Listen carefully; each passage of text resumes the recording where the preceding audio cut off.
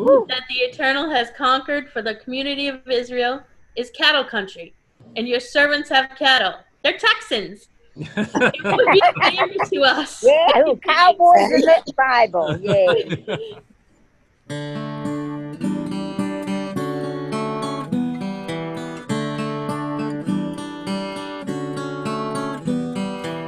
Ahavat olam et Yisrael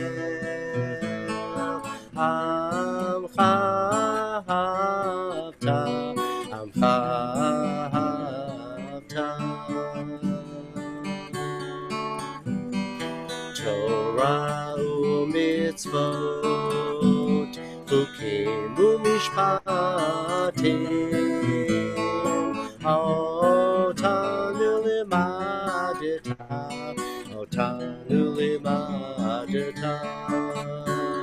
Al Kain Adonai Eloheinu b'shakenu U'kumeinu nasiach b'chukecha V'nismach b'divrei Toratecha U'mitzvotecha le'olam va'ed Everlasting love, you offered your people Israel by teaching us Torah and mitzvot, laws and precepts.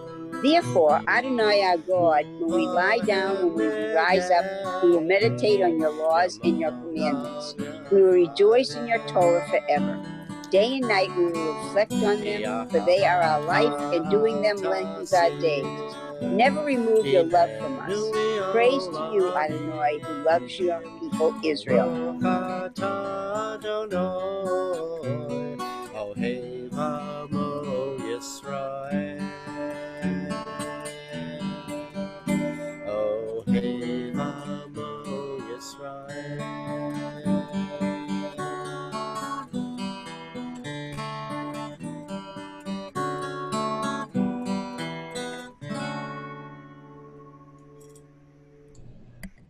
Brilliant, Gary, as always. Mwah. Well, there's a little mistake in there, but you might have not noticed it.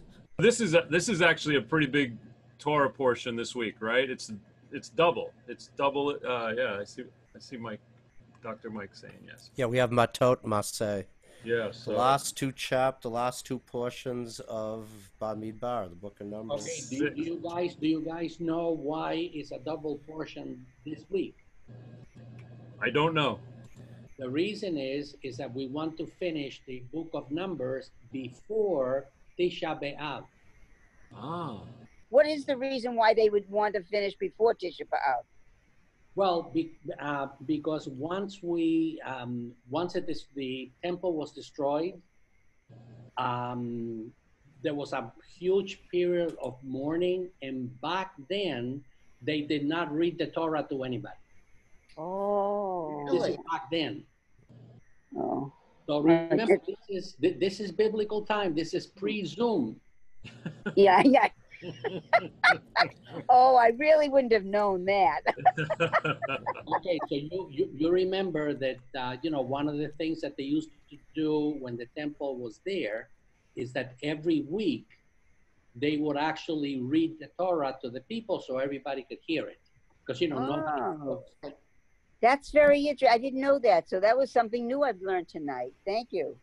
Wonderful to have Dr. Mike with us on this Torah study. This is great. Yes. Does anyone want to start with the summary? Like Moses explains, is that where you want to start? Yes. Okay, I'll start. Moses explains to the Israelites the laws concerning vows made by men and women.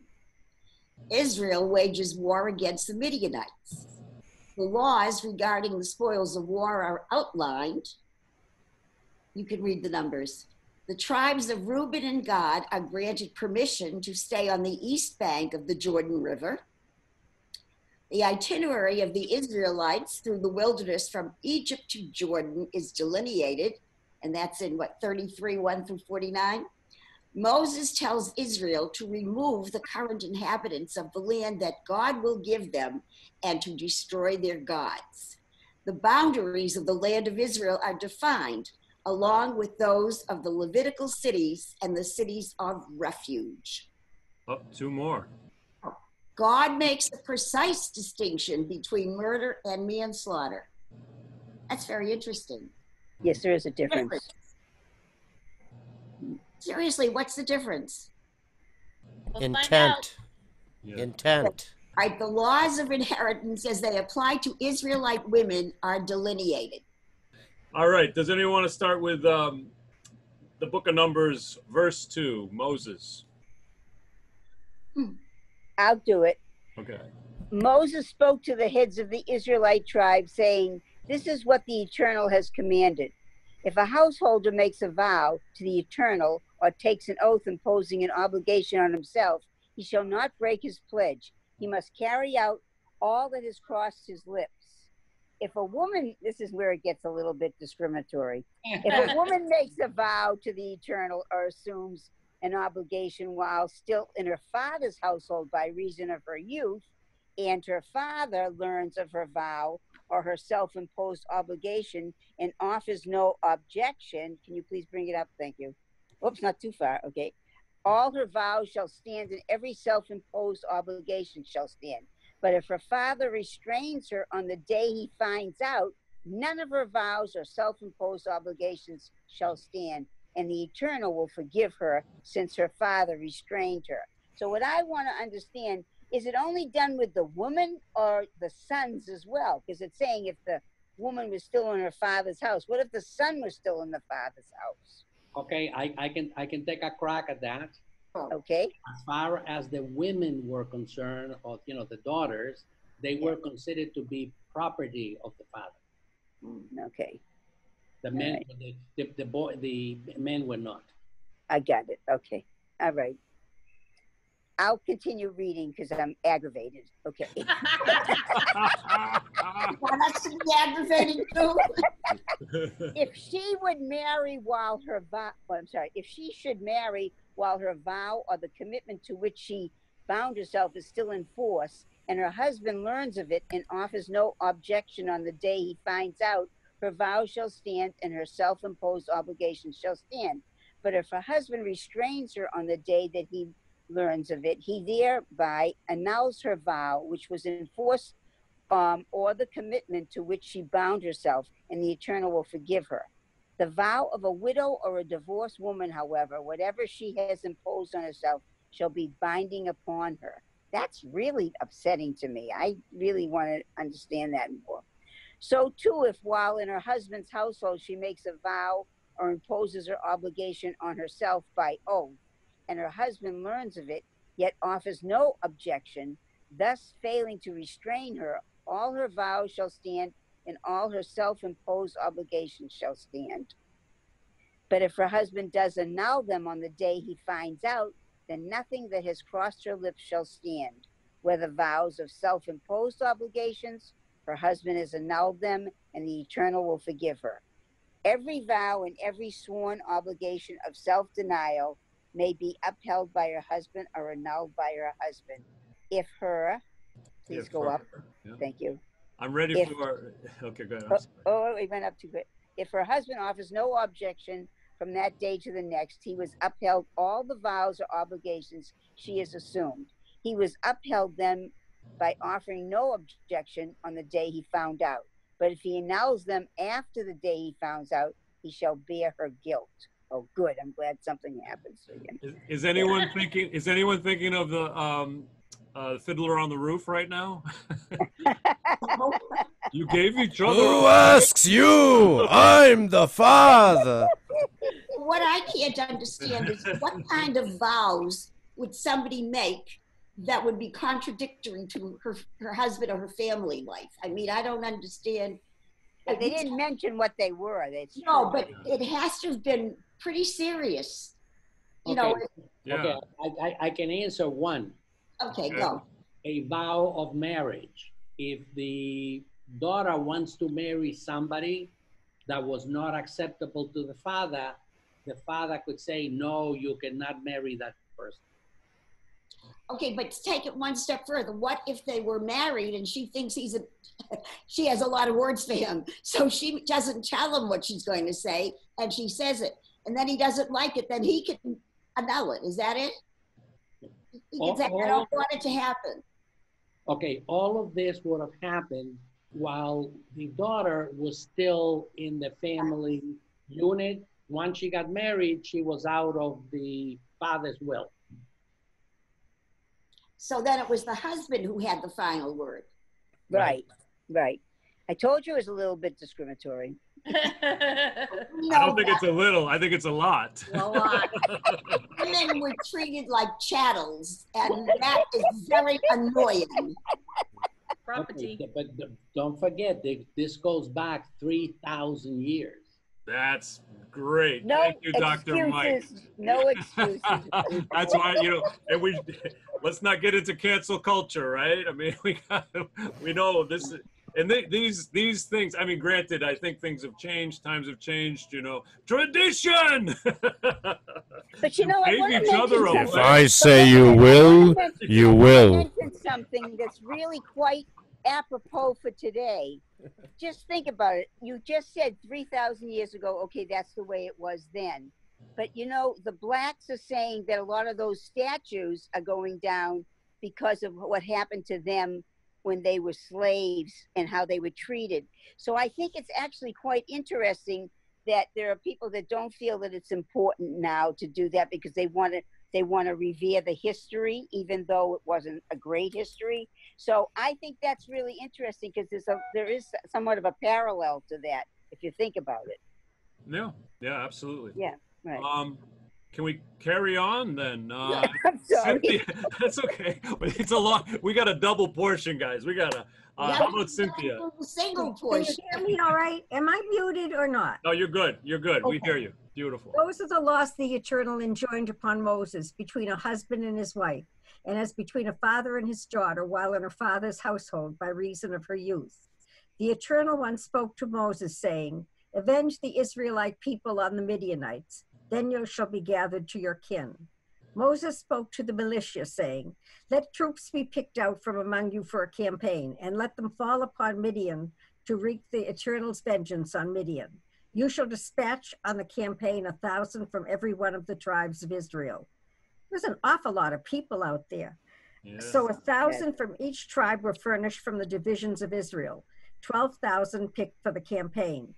Moses dispatched them on the campaign, 1,000 from each tribe, with Phinehas, son of Eleazar, serving as a priest on the campaign, equipped with the sacred, you have to move this. Yeah. Oops, there it is. Sacred utensils.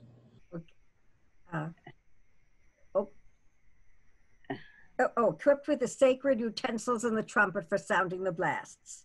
They took the field against Midian as the Eternal had commanded Moses and slew every male. Along with their other victims, they slew the kings of Midian, Evi, Rechem, Zur, Hur, and Reba, the 5 kings of Midian. They also put Balaam, son of Beor, to the sword. The Israelites took the women and other non-combatants of the Midianites captive and seized as booty all their beasts and all their herds and all their wealth. These were not Tzaddikim, I'm telling you. And they destroyed by fire all the towns in which they were settled and their encampments. They gathered all the spoil and all the booty, human and beast. And they brought the captives, the booty, and the spoil to Moses, Eleazar the priest, and the whole Israelite community at the camp in the steppes of Moab at the Jordan near Jericho. Moses, Eleazar the priest, and all the community came out to meet them outside the camp. Moses became angry with the commanders of the army, the officers of thousands and the officers of hundreds who had come back from the military campaign. Moses said to them, "You had spared every female." Okay. Yet they are the very ones who, at the bidding of Balaam, induced the Israelites to trespass against the Eternal in the matter of Peor, so that the Eternal's community was struck by the plague. Now, therefore, slay every male among the dependents, and slay also every woman who has known a man carnally, but spare every female dependent who has not had carnal relations with a man. You shall then stay outside the camp 7 days. Every one among you or among your captives who has slain a person or touched a corpse shall purify himself on the 3rd and 7th days.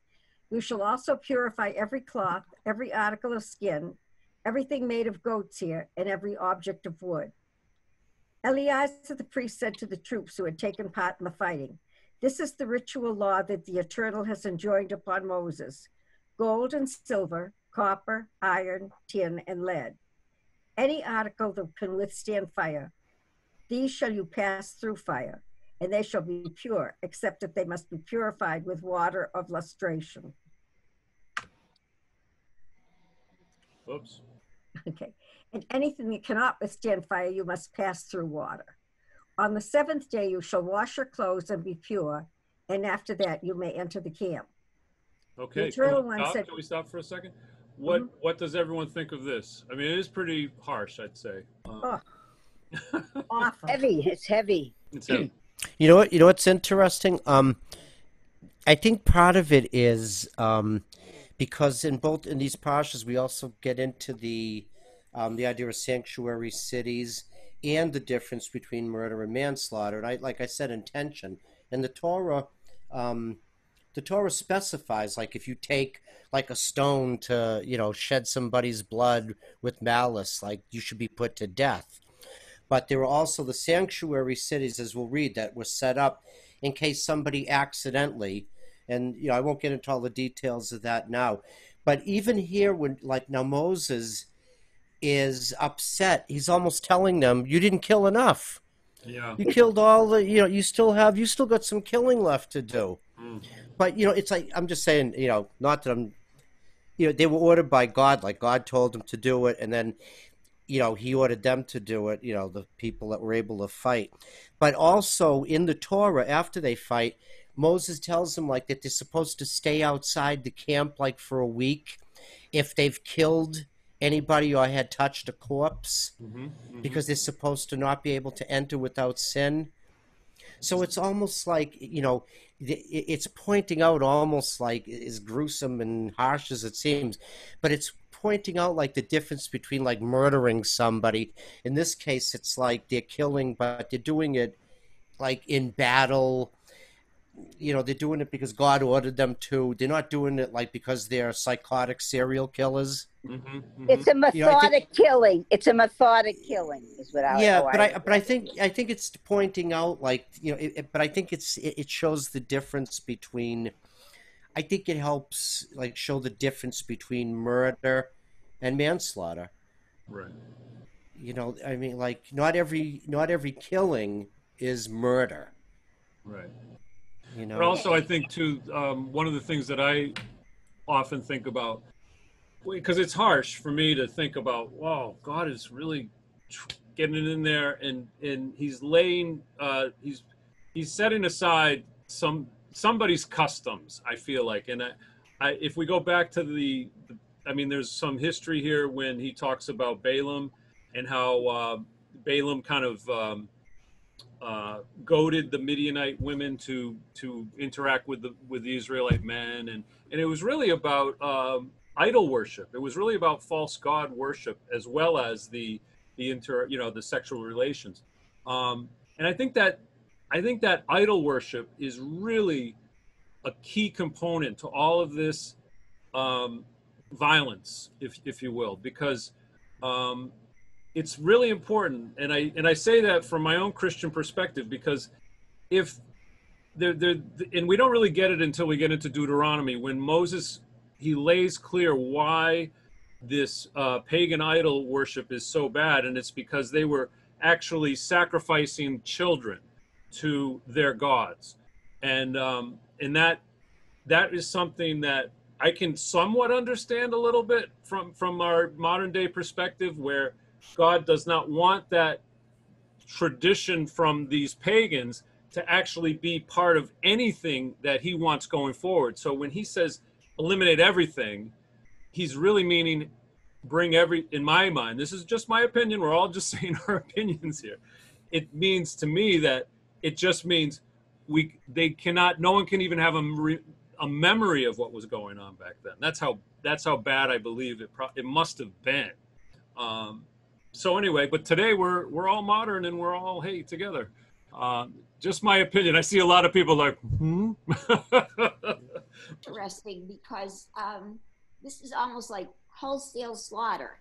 And in our world today, it happens, but it happens under different circumstances. Like I'm thinking of 9/11. Yeah. An awful lot of people were killed en masse. And there have been other things like this, wars, the Holocaust. Yeah. And you say to yourself, is this our modern way of killing a large group of people off? Or, you know, in other words, does God have a different way of doing it? And now you begin to wonder, is the coronavirus part of this? In other words, if we want to get rid of a lot of people at one time, we don't go and kill them individually. We just bring a plague or something and everybody dies. Yeah, but we don't. The plague isn't, well, maybe it was created by man by accident in the lab. There are some theories. But this is, people aren't willing this to happen. But this other stuff, they're doing it on their own. I mean, man is a terrible animal. Mm-hmm. Okay. But man is very cruel to man, and we blame it on God. We say God said to do it in this time. Now we just do it. So would this be like the Armenian genocide by the Turks? Yes. Yep. Okay, Rwanda. Yes. So, well, if you go back to the Armenian genocide, that was in 1911, 1912, and then the other one, of course, it was in the 70s and 80s. So yes, absolutely. Okay. All right. Anyone care to pick it up at the? Well, but the difference is, wait, the whole difference is, though, is that the people that he's talking about in the Bible right now did things to get themselves killed. Like they were doing all this carnal stuff, you know, where they were having sex with everybody else. So it was a reason for it. But when somebody just gets rid of a whole bunch of people, like the Holocaust or the Midian genocide, that wasn't because the people were bad. See, that's really careful. You have to be careful how you say that. I don't like the idea of you just say you have to, you know, that they had to cleanse people, because there was nothing wrong with these Armenians. Right. And but in this particular, I was going to say, in this particular thing, if I'm just saying, like, if you accept like what's in the Torah, but in the Torah, you know, God tells Moses that this has to be done, and then Moses, you know what I mean? So it still comes back to, like, as tough as it is what they're doing here, all that killing, right. But they were based on what the Torah says. God told them to do this because they did things that they didn't follow God's, because they didn't follow what God asked of them. That's what I thought why they got killed. But because it talks about the carnal stuff they did, and they weren't paying attention. That's why I'm a little confused. I have to be honest. That is why God wanted them killed, though. That is why. But right. Who gets? Okay, go ahead. I'm sorry, Annie. Go ahead. Sorry. Who gets to decide whether God said it or not? I mean, we know that Moses did. Like the Crusades started because people said, God said the pagans need to die, which is kind of like the same thing here. And so they went and slaughtered all these people because they were pagan in the church's estimation. And so I think it's really hard stuff to deal with, because you don't, how do you know if that's God really directing that? I don't believe God directed the Holocaust. I don't believe that God directed Rwanda or anything like that. Right.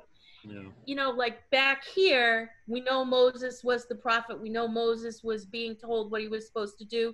So you can say, okay, that should have happened. That was what God wanted. But I think bringing it forward, how do you know what God wants as opposed to like what evil people want? Because that's like a 9/11. Those people thought they were doing what God wanted them to do. Exactly. Right. Who would like to continue to read? Shall I continue to read? Because we're going to get into some. Why don't you get into some numbers, and I'm going to go flying through the numbers because we got a lot to get through. Okay, number 25. The Eternal One said to Moses, "You and Eleazar the priest and the family heads of the community take an inventory of the goods that were captured, human and beast, and divide the goods equally between the combatants who engaged in the campaign and the rest of the community. You shall exact a levy for the Eternal in the case of the warriors who engaged in the campaign. one item in 500 of persons, oxen, asses, and sheep shall be taken from their half share and given to Eleazar the priest as a contribution to the eternal. And from the half share of the other Israelites, you shall withhold one in every 50 human beings, as well as cattle, asses, and sheep, all the animals, and give them to the Levites who attend to the duties of the Eternal's tabernacle. So Moses and Eleazar the priest did as the Eternal commanded Moses. The amount of goods other than the spoil that the troops had plundered came to 675,000 sheep. So there's a lot of Sheep. animals and human beings, 32,000 human beings, namely females. Hello. And thus, the half share of those who had engaged in the campaign, the number of sheep was 337,000. I'm sorry, I'm really good with numbers. Okay, so we have all these other numbers. The other half share of the Israelites, which Moses withdrew from the troops who had taken the field, that half share of the community consisted of 337,500 sheep and 36,000 head of cattle, 30,000 donkeys, 16,000 human beings. I can't imagine all these people and all these things. All right, so the commanders of the troops are, let me just conclude it with, from this half share of the Israelites, Moses withheld in every 50 humans and animals, and he gave them to the Levites, who attended to the duties of the Eternal's tabernacle, as the Eternal had commanded Moses. So the commanders of the troop divisions, the officers of thousands and the officers of hundreds, approached Moses. They said to Moses, "Your servants have made a check of the warriors in our charge, and not one of us is missing. So we have brought as an offering to the Eternal such articles of gold as each of us came upon, armlets, bracelets, signet rings, earrings, and pendants, that expiation may be made for our persons before the Eternal." Moses and Eleazar the priest accepted the gold from them, all kinds of wrought articles. All the gold that was offered by the officers of thousands and the officers of hundreds as a contribution to the Eternal came to 16,750 shekels. But in the ranks, everyone kept his goods for himself. So Moses and Eleazar the priest accepted the gold from the officers of thousands and the officers of hundreds and brought it to the tent of meeting as a reminder in behalf of the Israelites before the Eternal. So what do you think? They seem to be pretty honest, having the gold, bringing it to the temple and offering it to God, but also I'm thinking about, like, it's also kind of a communal offering as well, to make sure everyone's lifted up in a way. Don't you think? What are they going to do with all this gold? I don't know. Yeah, see, more weapons. This brings us to more materialism. I just think why do you have to give like all these offerings of gold and silver and everything in front of for God? Because God doesn't need it. I don't understand it, to be honest. I never understood that. Why do we have to get all this stuff?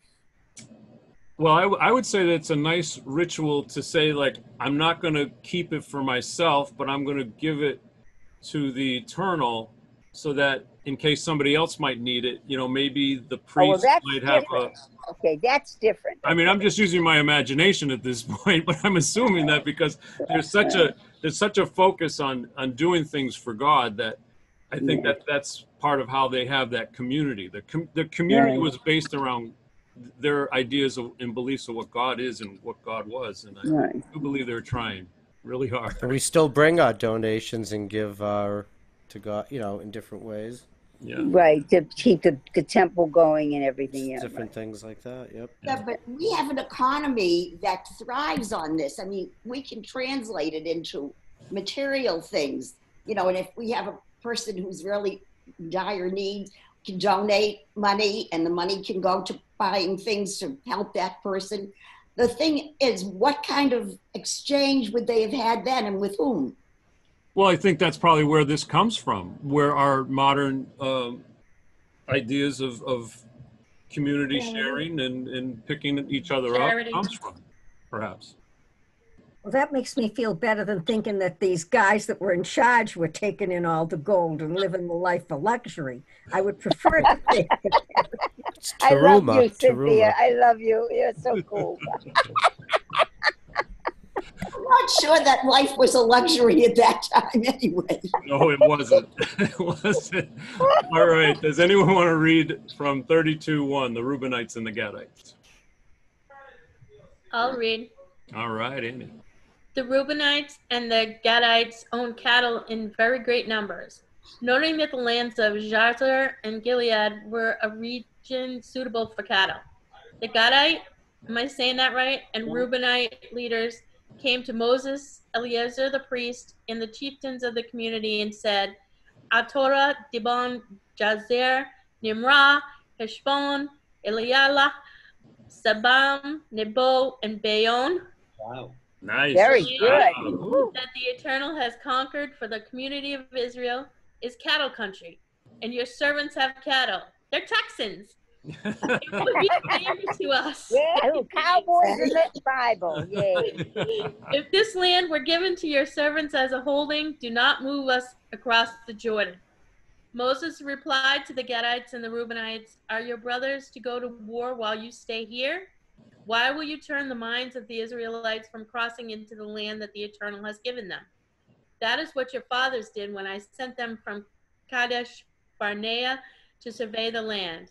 After going up to the Wadi Eshcol and surveying the land, they turned the minds of the Israelites from invading the land that the Eternal had given them. Thereupon the Eternal was incensed and swore, none of the men from 20,000. I'm sorry. Let me move it up to the top. None of the men. None of the men from 20 years up who came out of Egypt shall see the land that I promised on oath to Abraham, Isaac, and Jacob, for they did not remain loyal to me. None except Caleb, son of Jephunneh, and Kenizzite, and Joshua, son of Nun, for they remained loyal to the Eternal. The Eternal, incensed at Israel, made them wander in the wilderness for 40 years, until the whole generation that had provoked the Eternal's displeasure was gone. And now you, a breed of sinful men, have replaced your fathers to add still further to the Eternal's wrath against Israel. If you go away from God, who then abandons them once more in the wilderness, you will bring calamity upon all his people. Can we hold up for a second? I feel like we need to talk a little bit about this, because this is this of course goes back a couple of chapters when they first saw the land of Israel. They sent the spies in to check it out, and they came back and said, no way, it's full of giants, the area, they're going to kill us. And then it was Caleb and Joshua who said, it's great. They came out with grapes and they were dancing and they're like, come on, let's go, it's party time.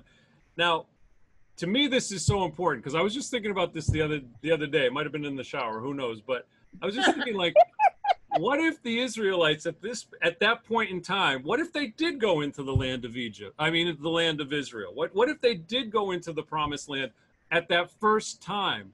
And then I was thinking, it would have been impossible either way, because we would have never have gotten this lesson. It's all these things are really lessons. And I mean, these people suffered and they went through all these things. But if they went in that first time, we wouldn't have made it, we wouldn't get the lesson, which was, when God gives you a gift, take it and be joyful. Because we would, or otherwise, be banished for a few decades, maybe 40 years. I don't know. But okay. I thought it was really amazing. Okay, so Michael, if we bring it to what we have just read. Yes. This is a great example of a negotiation. Okay, so let's consider this for a minute. Okay. The two tribes come to Moses and say, the lands east of the Jordan are very nice, they're very lush, we would like to have them. And then Moses says, if I give them to you, then nobody else is going to want to cross the Jordan. And remember what happened 40 years ago when we had the same situation. Mm-hmm. And now what we're going to read is the great comeback that the the tribes of Gad and I forgot the other one. Gad and what was the name of the other one? Reubenites. The And Reubenites. God and Reubenites came back with a fantastic negotiation that actually Moses accepted. So that's what we're going to read now. So this is a great example of a business negotiation. Great. Awesome. Annie, do you want to continue? Then they stepped up to him and said, "We will build here sheepfolds for our flocks and towns for our children, and we will hasten as shock troops in the van of the Israelites until we have established them in their home, while our children stay in the fortified towns because of the inhabitants of the land. We will not return to our homes until the Israelites, every one of them, are in possession of their portion. But we will not have a share with them in the territory beyond the Jordan, for we have received our share on the east side of the Jordan." So what they said was, we're going to give you our sons, the ones that are of military age. We're going to go with you, conquer Canaan, and then after we conquer Canaan, then you give us the parts the lands that we want to on the east side of the Jordan. Excellent. Go ahead, Annie. Moses said to them, "If you do this, if you go to battle as shock troops at the insistence of the Eternal, and every shock fighter among you crosses the Jordan at the insistence of the Eternal, until God has personally dispossessed the enemies and the land has been subdued at the insistence of the Eternal, and then you return, you shall be clear before the Eternal and before Israel, and this land shall be your holding under the Eternal. But if you do not do so, you will have sinned against the Eternal, and know that your sin will overtake you.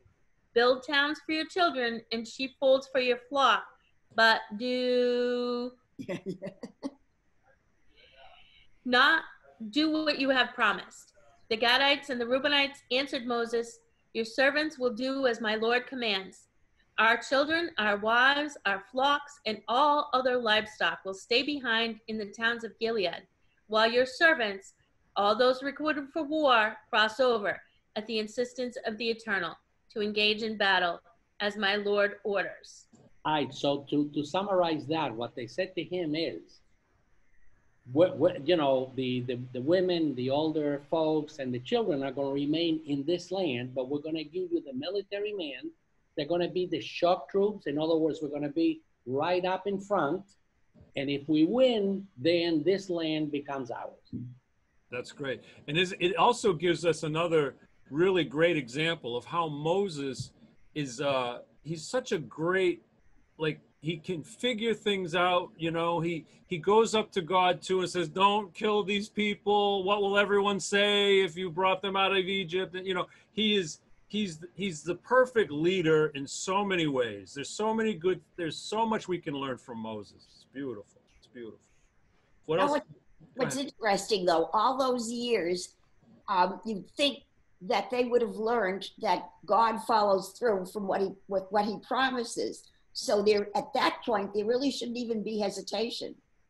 Yeah, but you're thinking like you are today, but you have to understand these people had a slave mentality for 4,000 years. But at that point, they shouldn't have. No, that's not true, because it takes years and years. They had a different type of mentality.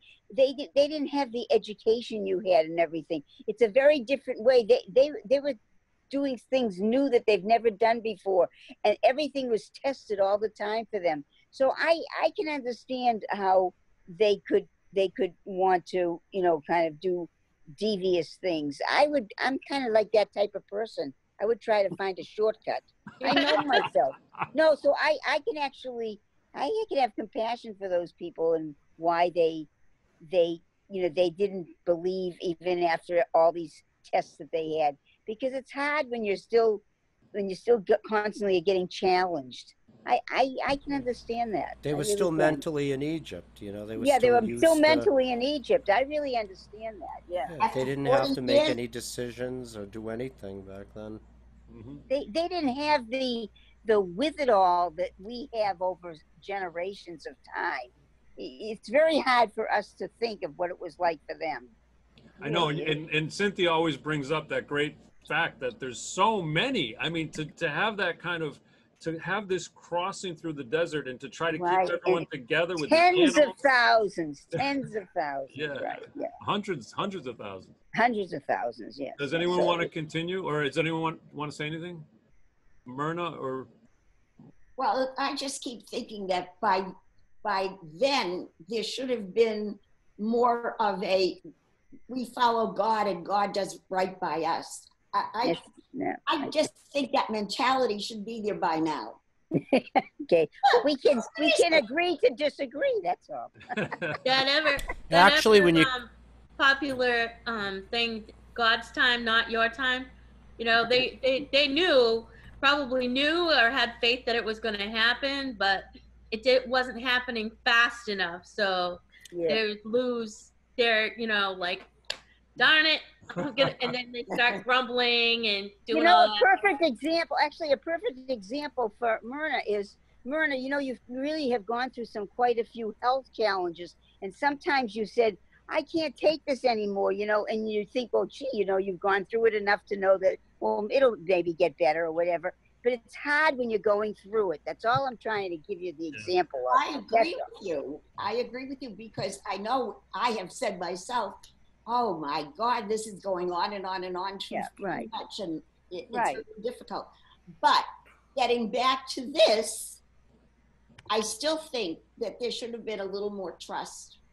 Well, it's so funny because I feel like I'm like listening to your conversation, and I feel like this is a conversation I think every congregation has. Like, and, you know, it's all so current today. It's like, why don't you trust God more? Let it, you know, I mean, because we're in a world where we trust the stock market more in a lot of whatever, you know, like more you don't. I hope not, you know, but it's just, it's like, I mean, it's like it's a modern thing. This is so modern. These feelings of God, trusting God, and it's great. It's fantastic. Does anyone want to continue on reading? Okay, I'll do it. Thank you, Dr. Mike. Then Moses gave instructions concerning them to Eleazar the priest, Joshua son of Nun, and the family heads of the Israelite tribes. Moses said to them, if every shock fighter among the Gadites and the Reubenites crosses the Jordan with you to do battle at the instance of the Eternal, and the land is subdued before you, you shall give them the land of Gilead as a holding. But if you do not cross over with your shock troops, they shall receive holdings among you in the land of Canaan. So he came back and he says, okay, if you guys agree that your military men are going to be the shock troops, and you actually do this thing correctly, then you're going to keep the land. But if you don't do it, the land is not yours. That was Moses' comeback. Again, this is negotiation. Yeah, absolutely, absolutely. Can you continue on? I think we're almost to the end. We got two more. Wait. Oh. Okay. And you know what Moses always said that he was famous for? He always said, let us never negotiate out of fear, but let us never fear to negotiate. I think that's what he told them. I really don't remember him with having that accent, though. I remember, you know, I remember God saying that 25 years ago. Okay, the Gadites and the Reubenites said in reply, whatever the Eternal has spoken concerning your servants, we will do. We ourselves will cross over as shock troops at the instance of the Eternal into the land of Canaan, and we shall keep our hereditary holding across the Jordan. Keep going? Yes, because this is the last paragraph of this. Okay. Yeah. Hallelujah. Okay. Moses assigned to them, to the Gadites, the Reubenites, and the half-tribe of Manasseh, son of Joseph, the kingdom of Sihon, king of the Amorites, and the kingdom of King Og of Bashan, the land with its various cities and the territories in the surrounding towns. The Gadites rebuilt Dibon, Ataroth, Aroer, Atroth Shofan, Jazer, Johabad, Beth Nimrah, and Beth Haran as fortified towns or as enclosures for flocks. The Reubenites built Heshbon, Eleale, was a whole bunch. Some names being changed.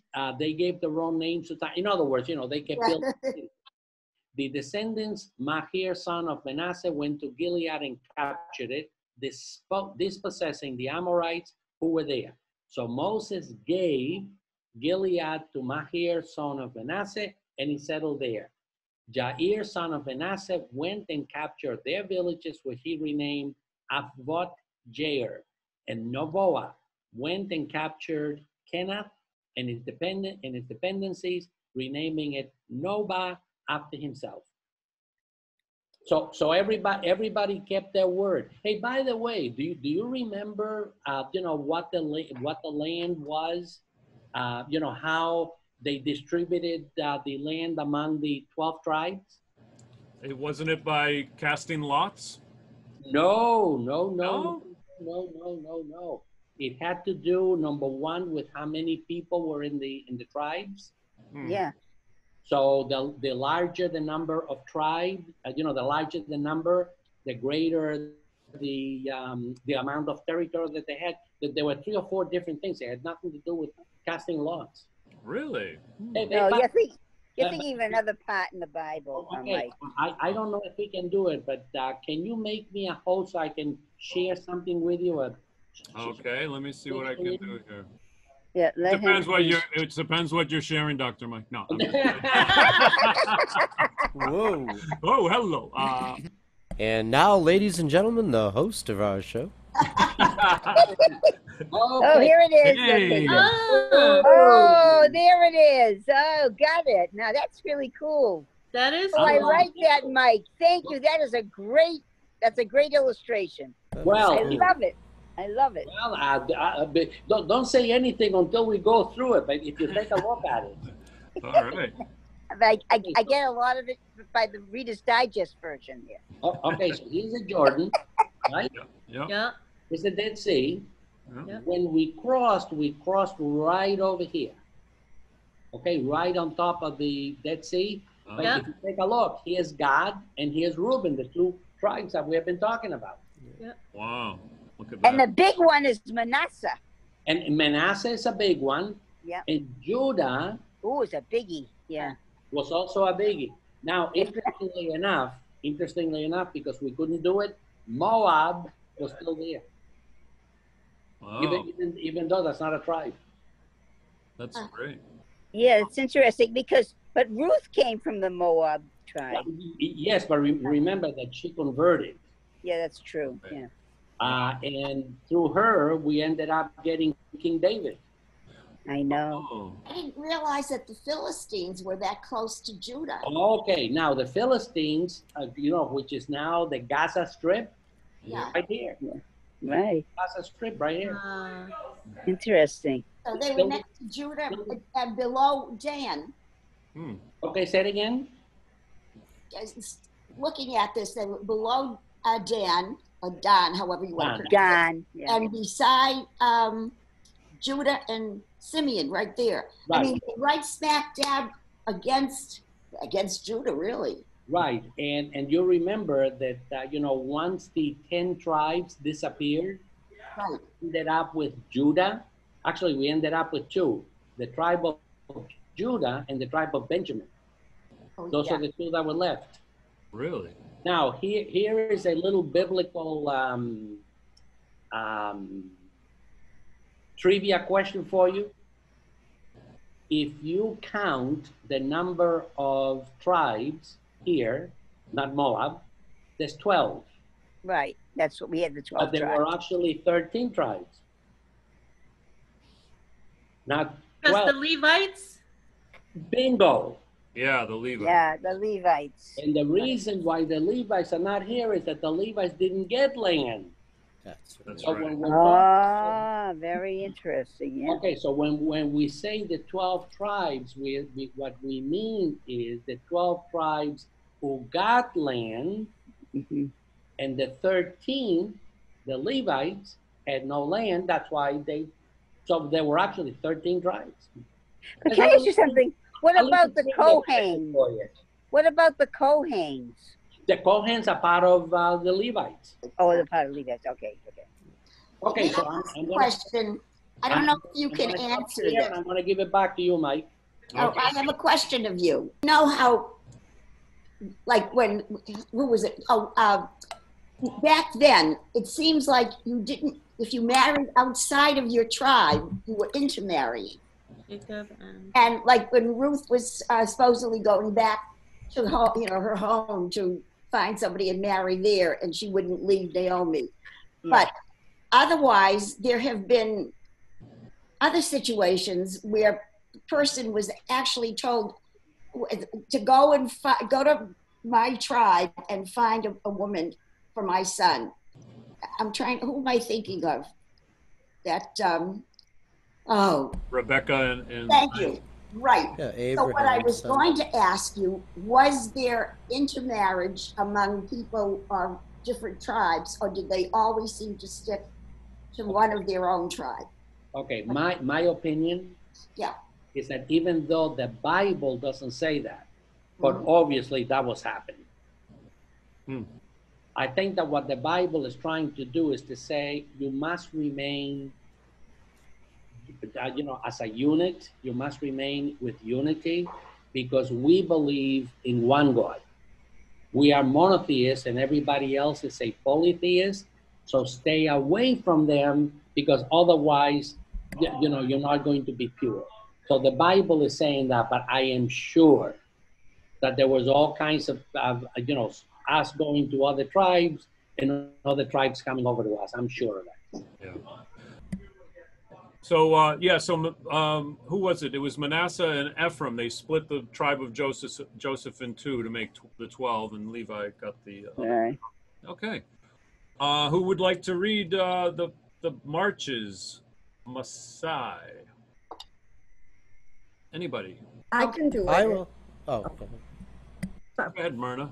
Okay. These were the marches of the Israelites who started out from the land of Egypt, troop by troop, in the charge of Moses and Aaron.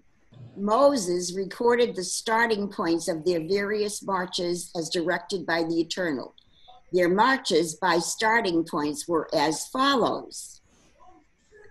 They set out from Ramses in the first month on the 15th day of the first month. It was on the morrow of the Passover offering that the... Oopsie.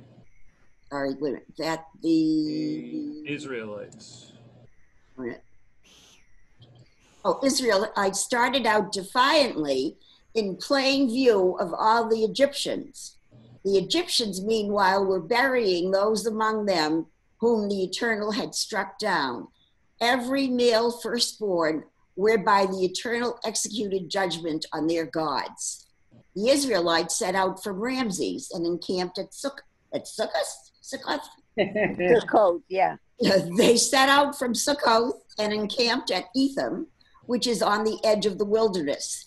They set out from Etham and turned about toward Pi Hahiroth, which faces Baal Zephon, and they encamped before Migdol. They set out from Pene Hahiroth and passed through the sea into the wilderness, and they made a 3 days journey in the wilderness of Etham and encamped at Marah. They set out from Marah and came to Elim. There were 12 springs in Elim and 70 palm trees, so they encamped there. They set out from Elim and encamped by the Sea of Reeds. They set out from the Sea of Reeds and encamped in the wilderness of Sin. They set out from the wilderness of Sin and encamped at Dophka. This is getting crazy. They set out from Dophka and encamped at Aulish. They set out from Aulish and encamped at Rephidim. It was there that the people had no water to drink.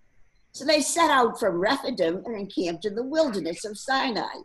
They set out from the wilderness of Sinai and encamped at Kibroth Hatava. This is a bad GPS they have. They set out from Kibroth Hatava and encamped at Hazeroth. Then they set out from Hazeroth and encamped at Rithmah. They set out from Rithmah. We have to read the whole thing. They set out from Rimmon Perez and encamped at Libnah. They set out from Libnah and encamped at Rissah. They set out from Rissah and encamped at Kehelath. They set out from Kehelath and encamped at Mount Shepher. They set out from Mount Shepher and encamped at Harada. They set out from Harada and encamped at Mechaloth. I'm sure there's some map that Dr. Mike has that can show how this You know what? Mechaloth and encamped at Tahath. Come on. They set out from Tahath and encamped at Terah. They set out from Terah and encamped at Mithka. They set out from Mithka and encamped. Do we have to read this whole thing? All right, let me see. All right, hold on. It took them time because you know how guys are. Men don't like to ask for directions, and men were in Oh charge. my God. Exactly right. They didn't have a good GPS. Before you say anything, we get the picture that it was a lot of camping out and then. But what the whole point is, he did record it all. Very nice. I'm very proud of Moses. He's got a good diary. That's But I just want to get to the end here. And I'm sure there are probably maps that have spelled this out. Okay, so then they set out from Kadesh and encamped at Mount Hor in the edge of the land of Edom. All right, who can pick it up at Aaron the priest? Because I think Myrna was joking on the last encampment. Oh, come on. This was getting a little silly. I mean, why do we have to read every? Why can't we get to the end? I don't understand. All right, we're at the end. We're at the end. Okay. Michael, I have a question for you. Okay. Okay, in here it says Mount Hor. Why isn't it Mount Sinai? That's a good question. That is a good question. I don't know the answer, Doug. I don't know. Because they did go to Sinai. Oh, Sinai is at where they get the Torah, right? Is that, Well, and this is Mount Hor, same thing. it's the same one. Yep. Is that another name for Mount Sinai then? Maybe it was another name for Sinai at that time. So we Did say they change it once they started living there? I was going to say, does this mean they came full circle? Well, this is okay. So they talk about Aaron the priest having gone up to Mount Hor and then dying there, right, on the 40th year. So I don't know why. Do you have the answer, Dr. Mike? I'm interested. Nope. No, you don't. There might not be an answer. Usually at this point in time, I take to the Google machine and I go, why is Mount Hor not? Why is it here? And I might just do that. But you know what? If I do that, everyone's gonna go, what's that?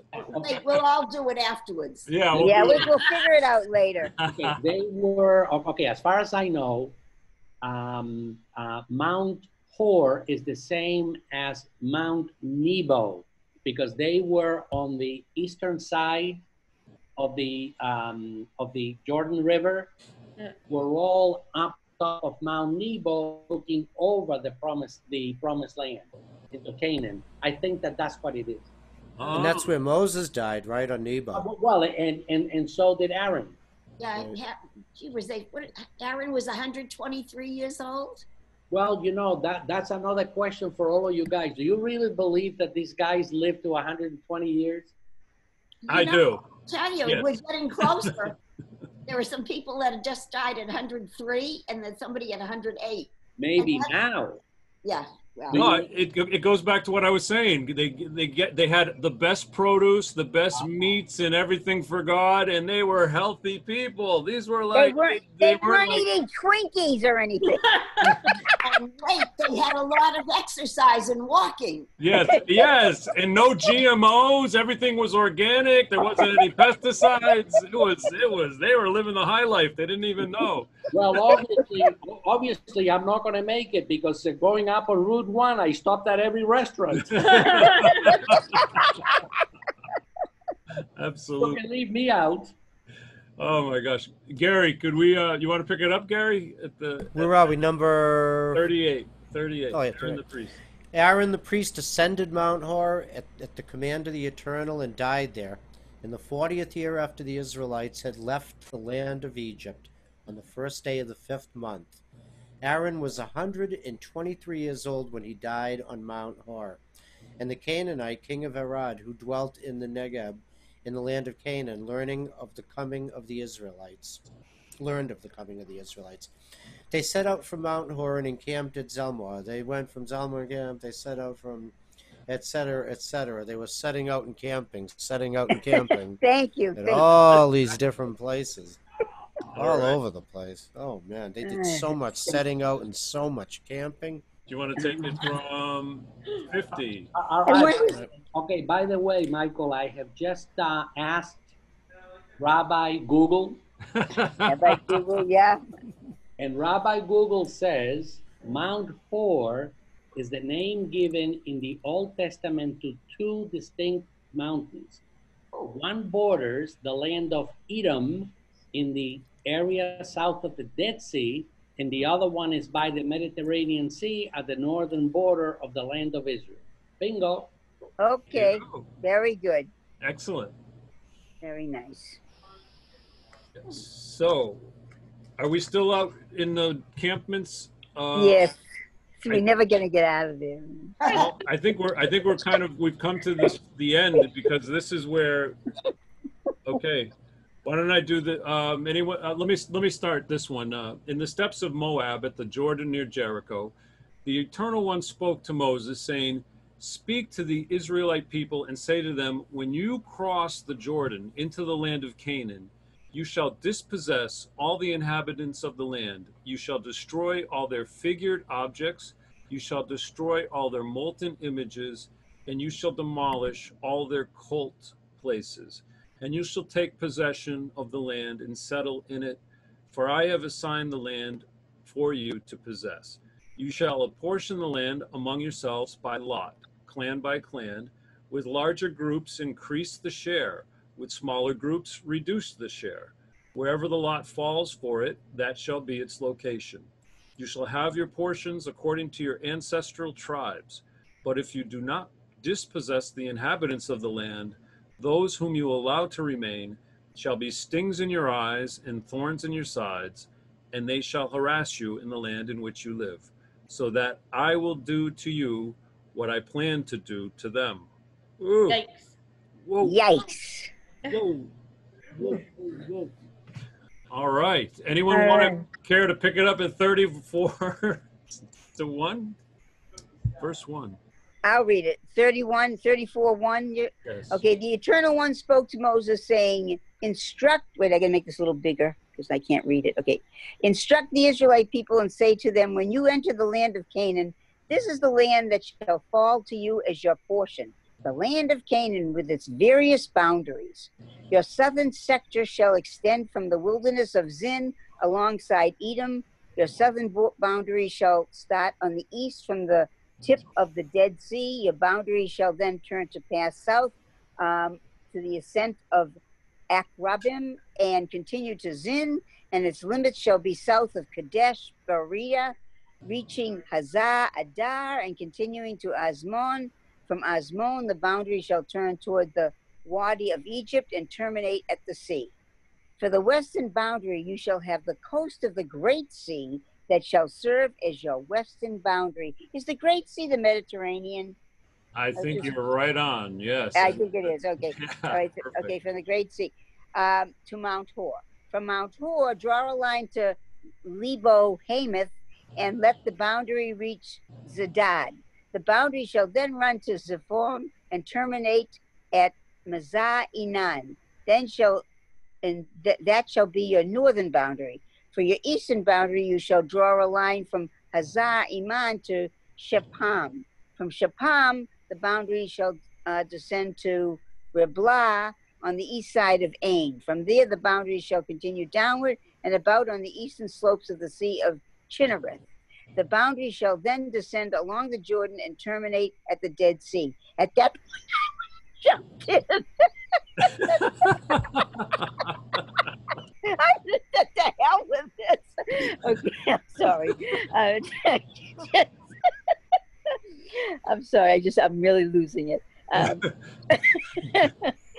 Where am I? I can't read anymore. Oh, that shall be. I gotta make this bigger all of a sudden. Oh God. That shall be your land as defined by its boundaries on all sides. Yeah. Moses okay, let's just get to the end. All right, here we go. Moses, where am I? Moses instructed the Israelites, saying, this is the land you are to receive by lot as your hereditary portion which the Eternal has commanded to be given to the 9.5 tribes. That's where you got the idea of the Lotmite, right there. That's where you got the idea. For the Reubenite tribe by its ancestral houses, the Gadite tribe by its ancestral houses, and the half tribe of Manasseh have already received their portions. Those 2.5 tribes have received their portions across the Jordan, opposite Jericho on the east, the Orient side. The Eternal One spoke to Moses, saying, "These are the names of the commissioners through whom the land shall be apportioned for you, Eleazar the priest and Joshua son of Nun. And you shall also take a chieftain from each tribe through whom the land shall be apportioned." These are the names of... These are a lot of names. These are all the... Yeah, so we all know all these guys. Okay, yeah, they're very good. Okay, very good. Very good. And now the Eternal One spoke to Moses in the steppes of Moab at the Jordan near Jericho, saying, "Instruct the Israeli people to assign out of the holdings a portion to them, towns for the Levites to dwell in, and you shall assign to the Levites pasture land around their towns. The town shall be theirs to dwell in, and the pasture shall be for the cattle they own and all of their beasts. The town pasture that you are to assign to the Levites shall extend 1,000 cubits outside the town wall all around. You shall measure off 2,000 cubits outside of all these cubits and crap." Okay. But that's interesting, isn't it? That's what Dr. Mike was talking about. The Levites. The Levites only got these little towns to live in. They didn't have these big portions. So they had they still had their little thing. But they had their pasture land, so they had it for the animals. Right. And so it goes on and on. Now, so let's see. The Eternal One, let's go to 9. The Eternal One spoke further to Moses.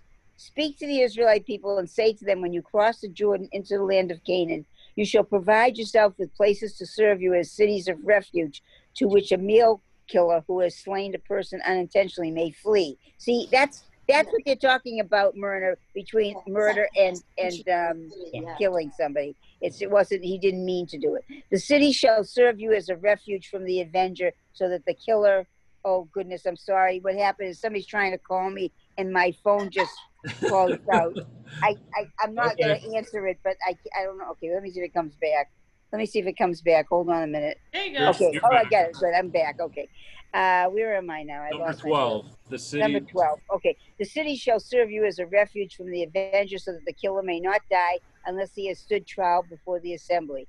The towns that you thus assign shall be 6 cities of refuge in all. These cities shall be designated beyond the Jordan, and the other 3 shall be designated in the land of Canaan. They shall serve as cities of refuge. These 6 cities shall serve the Israelites and the resident aliens among them." Oh, who are the aliens?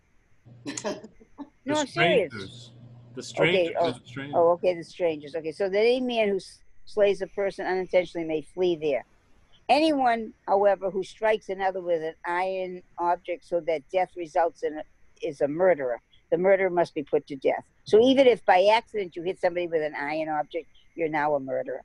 Okay, "If one struck another with a stone tool that could cause death, and death resulted, that person's a murderer." Okay. "Similarly, if one struck another with a wooden tool that could cause death, and death resulted, that person's a murderer." Okay, so we're seeing all the reasons you can be a murderer. Right. Okay, then. All right. And it goes to what Gary was saying about intent. I mean, if you pick up a shoe to hit somebody with it, what's the intent, right? Or right.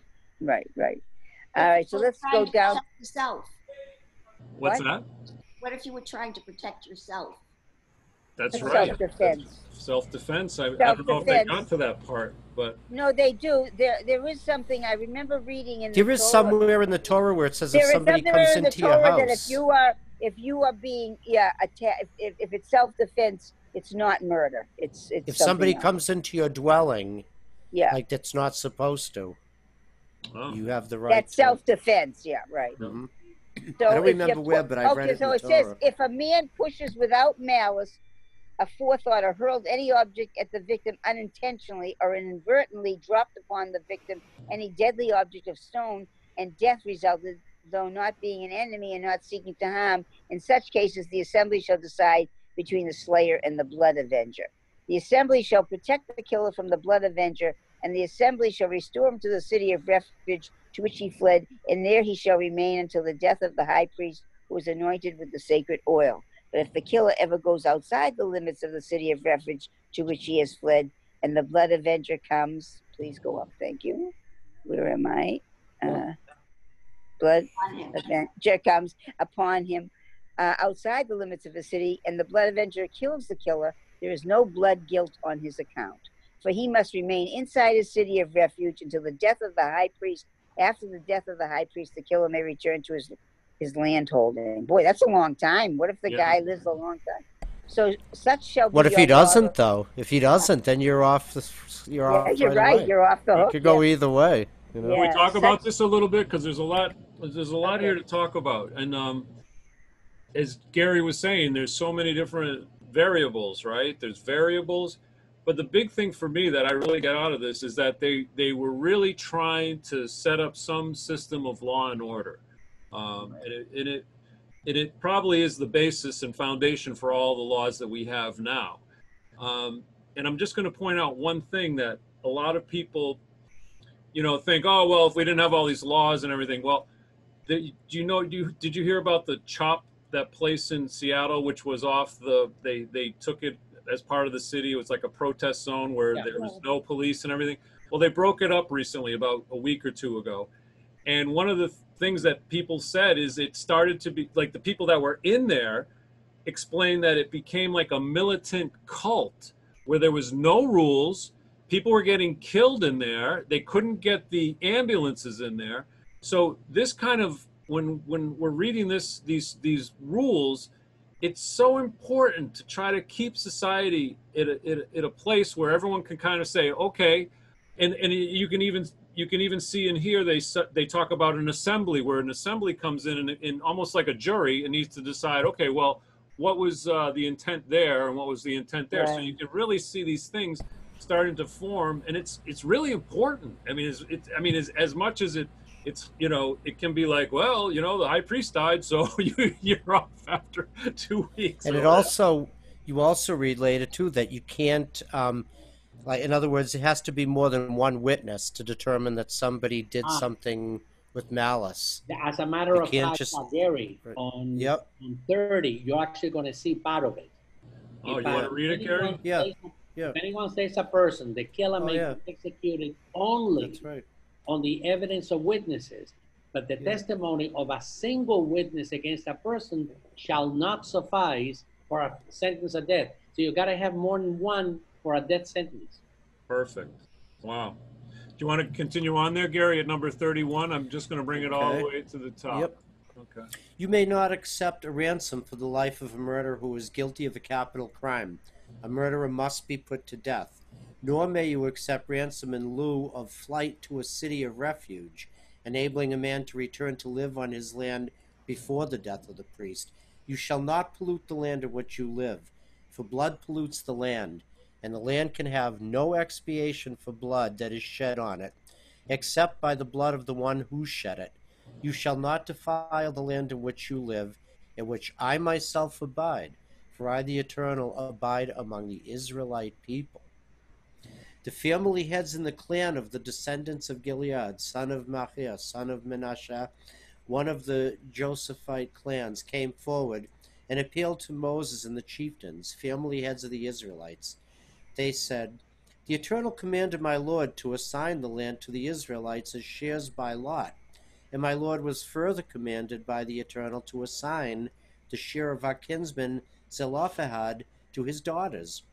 Now, if they marry persons from another Israelite tribe, their share will be cut off from our ancestral portion and be added to the portion of the tribe into which they marry. Thus, our allotted portion will be diminished. And even when the Israelites observe the Jubilee, their share will be added to that of the tribe into which they marry, and their share will be cut off from the ancestral portion of our tribe." Well, this is a good reason for not doing that, not marrying somebody from another tribe, because you have to take your land, your portion of the land with you, and it leaves these other people without it. But Myrna, what they're talking about in here, remember the story about the 5 daughters, from the man who didn't have sons, and they came to Moses, and they said, this is not right, that we should be able to get land, even though our father had no sons. what they're talking about in here is this: if we give the land to the 5 daughters, when they get married, their husbands are now going to inherit that portion of the land. So essentially what they said is, the way to get around this thing is that these 5 daughters can only marry men from the same tribe. Therefore, they don't lose anything. Interesting. That's what this Thank you, Michael. Okay. I don't know why do you guys have me here? You know, I would toss and turn all night long trying to figure that out. So thank you. Okay, that's what it is. Excellent. Who wants to continue? Dr. Mike, do you want to finish it off? Because we're right down toward almost the end. Okay, the daughters of, that guy did as the Eternal had commanded. Okay, and they were married to sons of their uncles. They have to remain in the same tribe. Okay, marrying into clans of descendants of Manasseh, son of Joseph, that's where they came from. And so their share remained in the tribe of their father's clan. Got it? There we go. Yes. Okay, these are the commandments and regulations that the Eternal enjoined upon the Israelites through Moses on the steppes of Moab at the Jordan near Jericho. Dun, dun, dun, dun, dun, dun, dun. Yes. I can almost see Charlton Heston right now. Gary, we need music at this point. All right, everyone mute. Everyone has to mute now. Yeah. Mute, but sing along, though. While you're muted, I'll hear you. And you'll hear yourself. Okay. Shema Yisrael, Adonai Eloheinu, Adonai Echad. Shema Yisrael, Adonai Eloheinu, Adonai Echad. Shema Yisrael, Adonai Eloheinu, Adonai Echad. Shema Yisrael, Adonai Eloheinu, Adonai Echad. Baruch Shem Kevod Malchuto Le'olam Ha'ed. Baruch Shem Kevod Malchuto Le'olam Ha'ed. Shema Yisrael, Adonai Eloheinu, Adonai Echad. Shema Yisrael, Adonai Eloheinu, Adonai Echad.